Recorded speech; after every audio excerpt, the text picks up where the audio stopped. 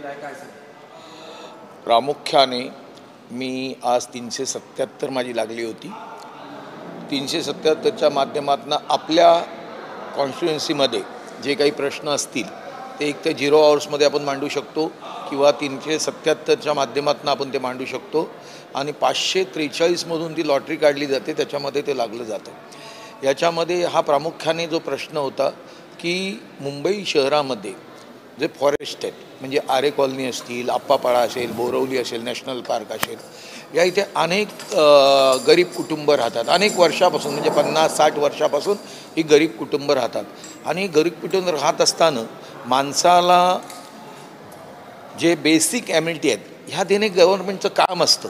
आता हे 50-50 वर्षापासून समजा आरे कॉलनी आहेत, त्या ठिकाणी जर वसाहती आहे म्हणजे 27 आदिवासी पाडे आहेत आणि बाकीची लोकं जवळजवळ 10,000ची राहतात. तसेच आप्पापाडा आहे आणि त्याच्या बाजूचा जो एरिया आहे दिंडोशी एरिया, त्याच्यामध्ये देखील हजारो लोक त्या ठिकाणी राहतात वनामध्ये, वनवासाच्या ह्याच्यात, आणि ते राहत आहेत. वोटिंगचा हक्क आहे, उमेदवार त्या तिथून नगरसेवक निवडून देतात, आमदार निवडून देतात, खासदार निवडून देतात. असेच बाकीच्या चोरून किंवा काही करून ते पाणी ते घेतातच आहेत, नाही असं नाही आहे. बेसिक ॲम्युनिटी मिळतात, पण कशा बळजबरीने किंवा जास्त पैसा देऊन किंवा आणखीन कोणाला तरी पैसे देऊन त्या घेतले जातात.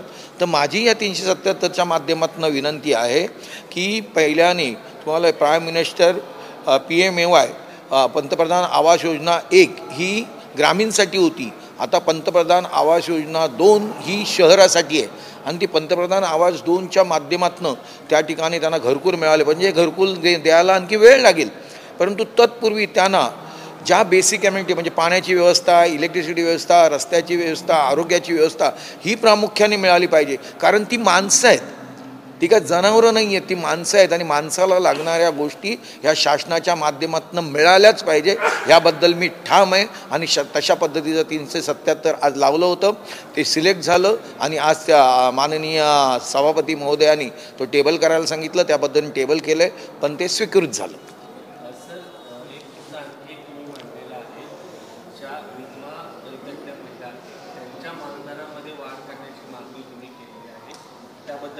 हां, प्रामुख्याने ते देखील आहे. मी ते पत्र देखील शासनाला लिहिलेलं आहे, संबंधित मंत्र्यांना लिहिलेलं आहे की तुम्ही 21,000ची अट तहसीलदारकडनं दाखला आणि 21,000ची अट देता. आता 21,000 म्हणजे 1,750 रुपये. आता 1,700 म्हणजे विधवा असतील, परित्यक्ता असतील अशा लोकांना 1,750 रुपयामध्ये कोणाचं कुटुंब चालू शकतं का महिनाभर? तर नाही चालू शकत.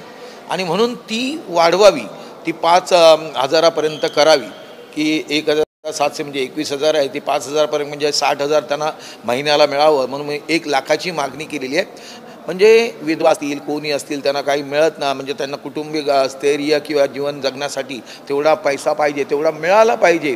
आणि दुसरं म्हणजे तुम्ही माहिती आहे, कोणी घर कामाला गेलं तरी 8 आणि 10,000 मिळतात तर घर चालू शकतात.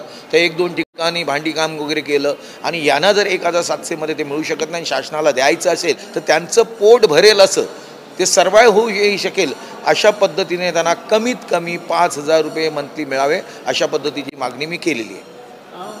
साहेब, राज्याचे उपमुख्यमंत्री एकनाथ शिंदे आज दिल्लीमध्ये येत आहेत.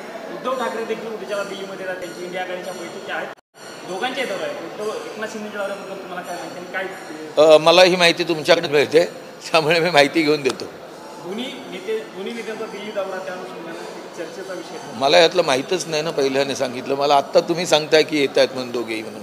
कारण मागच्याच आठवड्यात माननीय उपमुख्यमंत्री एकनाथजी शिंदे आले होते, त्यांच्याबरोबर आमची बैठक झाली.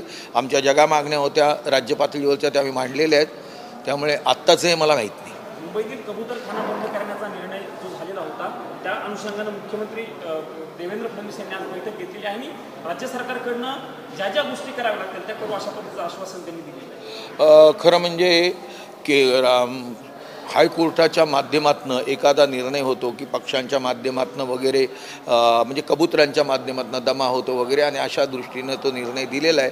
आणि आमच्या इथे कबूतरखाने देखील आहेत आणि पहिल्यापासून होते ते असे, आणि त्या ठिकाणी धान्य टाकले जायचं आणि कबुतरांची वाढ मोठ्या प्रमाणात अशा पद्धतीने कोर्टाने दिले की आरोग्याचा दुसऱ्यांचा विचार देखील कोर्टाने केला होता. परंतु माननीय मुख्यमंत्र्यांनी आता मीटिंग घेतली, यातनं साधक बाधक चर्चा करून ते समाधानयुक्त निर्णय घेतील.